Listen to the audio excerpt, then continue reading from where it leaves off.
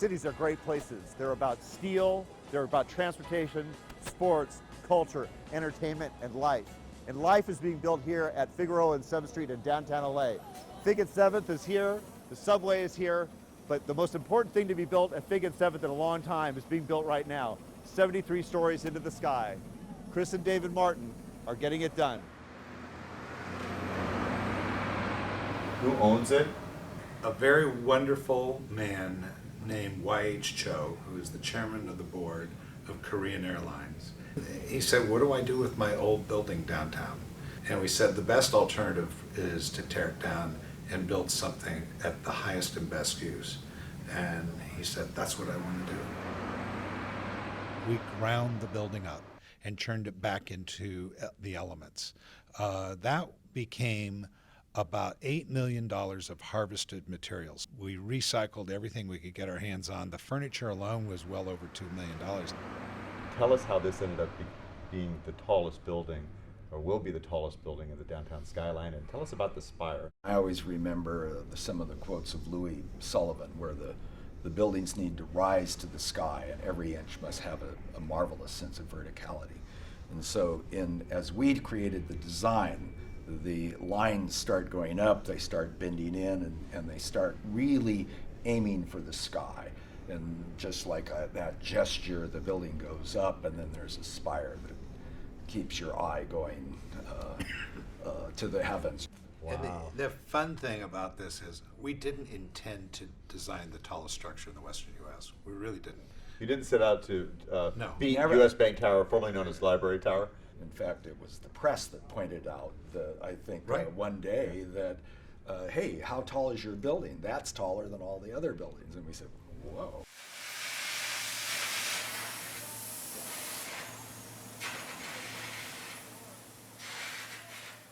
We're here with Michael Marchesano, who's building the Wilshire Grand. Michael, this is one big building.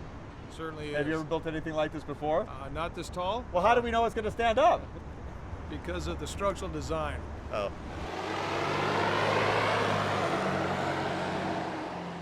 Because somebody's got to be in charge, otherwise everybody thinks the other guy's doing it. I'm fortunate enough to be the general superintendent for the project, but it does take a whole team. Yeah. And there's a whole team up inside this office, an entire team down in the field. How about this? You're the quarterback. I'm the quarterback. Would that be a good metaphor for you? My role is I'm the general superintendent with Turner in charge of the field operations. Wow. So That's I'm very honored to have that position.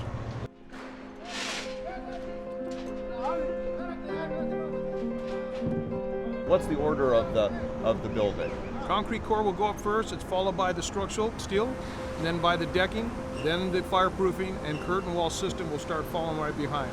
How did you get involved in the building industry? Were you building with Lincoln Logs growing up, or Tinker Toys, or erector sets, or how did you become a builder, Michael? I'm a carpenter by trade, and then I went into finished carpentry, and then I went into running work. What's running work? Well, just as a superintendent. Oh, running it, managing it. I understand. And then worked my way up as a superintendent, and I've been fortunate enough that Turner Construction allowed me to be on this project. We're working 2 crews, work 6 days a week, in order to go ahead and get the structure up. We will load the building at night, so we take advantage of those other hours to go ahead and load. Do you know what was on this site before the Statler Hilton, which we called the Wilshire Grand?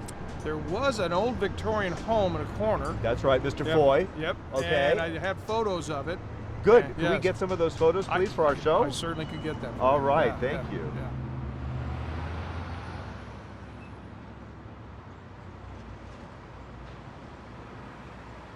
Looking at the elevator shaft that's being built right now, and looking at the floor numbering, there's no 13th floor, and there's some other floors that seem to be missing.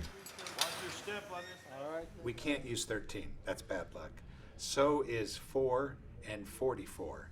Now you combine that with the fact that we have double-deck elevators, and the bottom cab is supposed to be on an odd floor, and the upper cab is supposed to be on an even. So you do see a few jumps in the numbers, like we don't have 13, and so we don't have 14 either. What does it all mean economically for our city?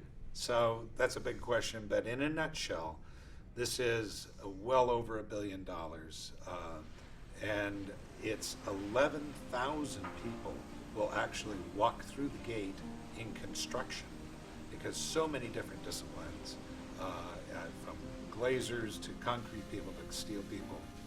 Now the other thing is, it's an international project. You may see, for instance, the glass comes out of Michigan, the aluminum comes out of Korea.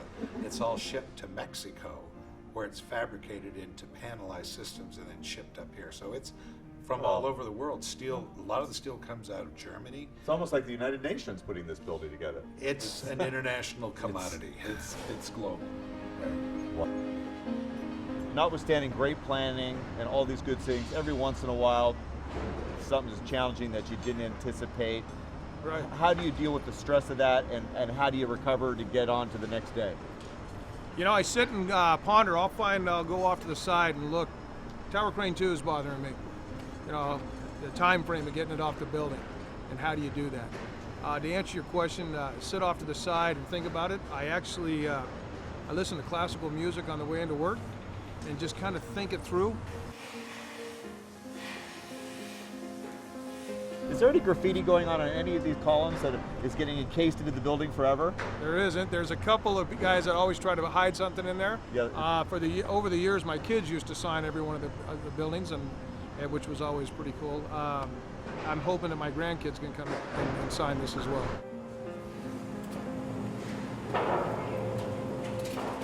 Why did you decide to be the executive in charge of building it for chairmanship? Just lost my oldest son, and I said, you know, I'll do it. It took some persuading, but I agreed. I wanted to immerse myself in work. I wanted to do it in his memory, so I did that. That was Patrick. That was Patrick, and so I work on this every day, and it's a passion, and I'm happy to do it. And Patrick was such a great man. We miss him. A lot of guys that take this job to heart, and I'll tell you something. We would be nothing without these workers, these men and women that work out here, the team that's up here, and I mean that from the bottom of my heart. It's your family. You know what? They're fantastic. Yeah. And everybody works together. For me to stand here and kind of be a spokesman for that, that means the world to me. I'm very proud of that. I'm proud to be with this company, but we're nothing without these guys putting that whole team together. And what I pride myself on is that each and every one, they know what the plan is. That's important, that they know what the plan is moving forward, and they're all feel a part of that, and they are a part of that.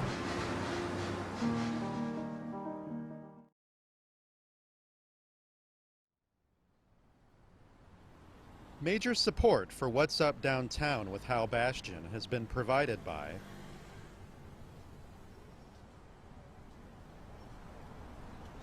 additional support has been provided by these sponsors.